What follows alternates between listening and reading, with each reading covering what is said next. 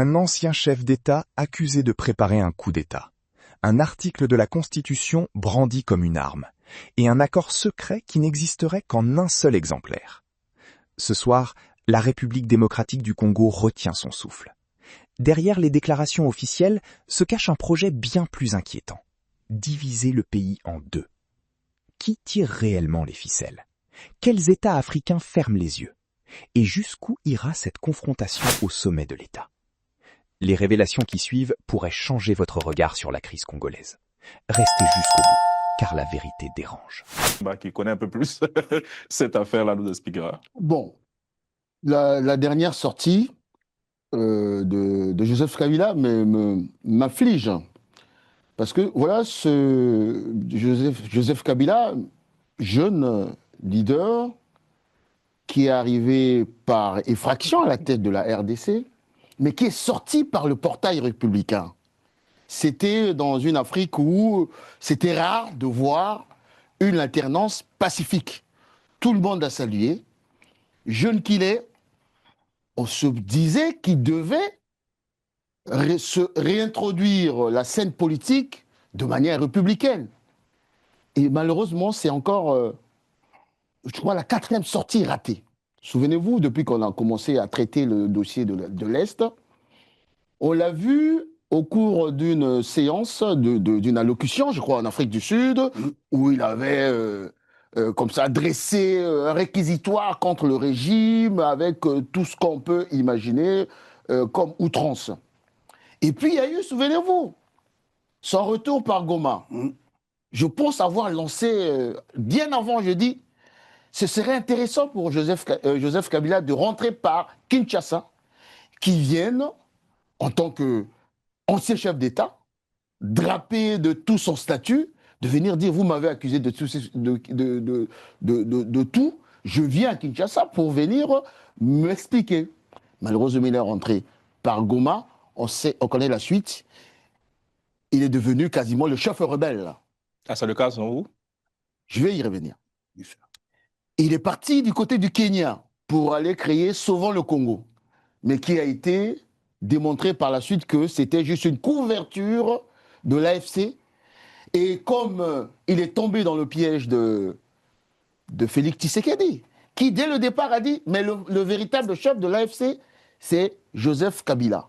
Aujourd'hui, les faits lui donnent raison. Et la dernière sortie, je pense que ça devient, pour moi, c'est une espèce de bascule. Bascule pourquoi? Parce qu'il y a le mot soudanisation, on va y revenir, qui m'a fait comprendre en réalité que Joseph Kabila, c'était véritablement, je l'avais dit sur ce plateau, c'était véritablement le vassal de Paul Kagame, imposé à la tête de la RDC pendant 18 ans, par une espèce de conglomérat de mafieux qui partaient de l'Afrique du Sud en passant par la Namibie, le Zimbabwe, en Europe, aux États, les lobbyistes américains, qu'on a imposé pendant 18 ans, et qu'en réalité, aujourd'hui, il vient de ôter le masque. Ôter le masque. Parce que qu'est-ce que ça veut dire, soudanisation? Ça veut dire, tout simplement, on passe de la balkanisation à créer un RDC du Sud, ou RDC Est. Qui est le rêve de qui? De Paul Kagame. Paul Kagame, qui a changé de narratif tout au long du conflit. Un coup, l'histoire a été... Il faut revisiter l'histoire parce que l'Est appartenait avant l'Antiquité au Rwanda. Un coup, il faut aller sauver les Banyamulenge. Un coup, il faut aller sauver les Tutsis. Bref, Kabila vient de ôter le masque. Et c'est une question qui se pose pas seulement à la RDC, je le disais en off. Cette question se pose à l'ensemble de la communauté africaine, de la communauté internationale. Parce que Joseph Kabila vient, à travers cette sortie, cette interview, non seulement de tenter de revisiter les frontières de l'histoire qui ne dépendent pas de nous, mais en même temps de risque de fragiliser le peu de stabilité à travers les frontières que nous avons à la fois en Afrique centrale et en Afrique de l'Ouest. Bref, pour moi, c'est une bascule et en même temps un défi lancé à la classe politique de la RDC et au-delà de l'Afrique. Encore très silencieux ce matin. Bon, Maître Ben Luther, je crois que dans son interview, il fait référence à l'article, il évoque l'article 64 de la Constitution, effectivement pour balayer, quand je reprends ces termes, le régime du président Tshisekedi. En quoi consiste-t-il concrètement? Très bien, Carlyle. Merci pour cette, cette question. Euh, Rappelons d'abord, avant d'entrer dans le commentaire de cet article 64 auquel fait référence l'ancien président Joseph Kabila, rappelons que le président Joseph Kabila lui-même n'a jamais respecté la constitution de la RDC.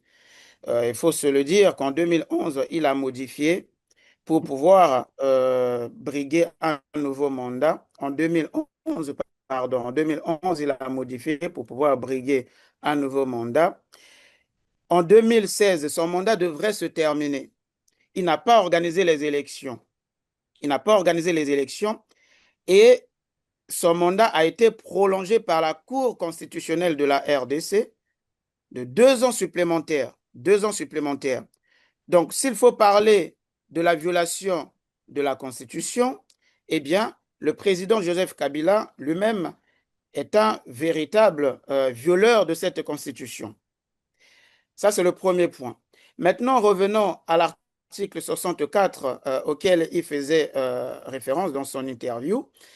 Eh bien, cet article dit ceci. Cet article impose en fait, en vérité, aux citoyens de faire échec à tout pouvoir qui est exercé en violation de la Constitution. Faisons une petite analyse juridique, parce que selon moi, je pense qu'il s'agit là d'une instrumentalisation qui est juridiquement contestable. Faisons une analyse juridique. On voit que l'article 64, ici, c'est une norme de sauvegarde de l'ordre constitutionnel.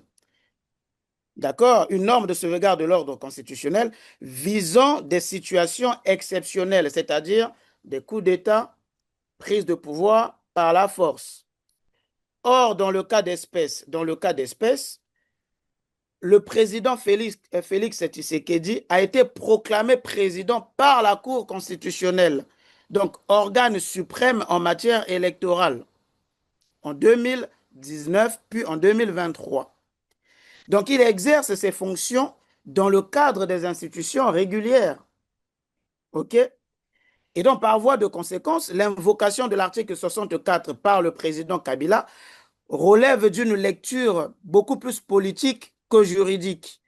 Puisqu'en droit constitutionnel, cet article ne peut être mobilisé contre un pouvoir issu d'un processus validé par les juridictions constitutionnelles. Mais je vous arrête parce que ce que vous dites est assez intéressant. Ça rejoint un peu les propos du doyen qui parle d'un moment de bascule. Et quelqu'un qui appelle la balayer régime, qui évoque un article 64, au fond, qu'est-ce qui nous prépare? Il Est-ce que cet prépare article-là peut justifier un coup d'État? Parce qu'il faut dire la vérité, c'est ce qu'il veut faire. bien sûr, il est en train de préparer un coup d'État quand il appelle, quand il évoque l'article 64, comme je vous ai dit, que cet article n'a de valeur ou n'a d'application que dans le cas d'un coup de force. Il est en train d'appeler là soit à une insurrection populaire, soit à un coup d'État. C'est très clair. Et là, point n'est besoin aujourd'hui de faire encore de longs détours pour comprendre que le président, l'ancien président Kabila, c'était un rebelle. C'était un véritable rebelle. Voici les actes qu'il pose de par ses discours. Voyez? Donc il est en train d'appeler véritablement et de manière très claire à une insurrection ou à une prise de pouvoir même par la force. C'est ça la vérité.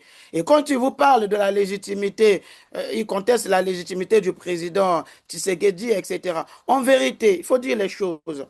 Le président Joseph Kabila, quand il évoque qu'il y a eu un prétendu accord avec le président Tshisekedi, pour lui, ce prétendu accord, si cet accord existe véritablement, pour lui, cet accord a une valeur supraconstitutionnelle. En fait, quand il parle de la violation de la Constitution, c'est peut-être il parle de la violation de cet accord-là. Un accord dont il L'accord dispose FCC4. l'unique original, ce qu'il a dit. Hein. Il est le seul Voilà, détenteur donc de c'est cet déjà, accord. C'est qu'il y a un c'est problème. déjà, c'est déjà incongru de parler d'un accord qui n'existe qu'en seul exemplaire. Il y a un problème. Il n'existe que dans un seul exemplaire, il y a un problème. On parle d'un accord. Vous voyez? Donc, il y a deux parties. Il doit y avoir deux exemplaires. Mais lui, il est le seul à détenir cet exemplaire qui n'a jamais divulgué. Donc, pour lui, s'il y avait accord, donc cet accord est supraconstitutionnel. Pour lui, ce n'est même pas la Constitution, c'est cet accord-là. Le point de départ, c'est quoi? C'est lorsque le président Tshisekedi a exercé ses pouvoirs constitutionnels en prononçant la dissolution de l'Assemblée nationale. Donc, d'où la dissolution, la dissolution de leur Vous venez d'entendre des révélations qui dépassent le simple débat politique. Un pays riche, convoité, menacé de l'intérieur comme de l'extérieur. Des alliances brisées, des accords fantômes et une constitution devenue champ de bataille. L'histoire retiendra les choix qui seront faits dans les prochains mois. Car au-delà des hommes, c'est l'avenir de tout un peuple qui se joue. Une question demeure. Qui protégera réellement cette nation? Si cette analyse vous a éclairé, abonnez-vous et activez la cloche pour ne rien manquer. Partagez cette vidéo, donnez votre avis en commentaire. Et souvenez-vous, un peuple informé ne sera jamais trahi.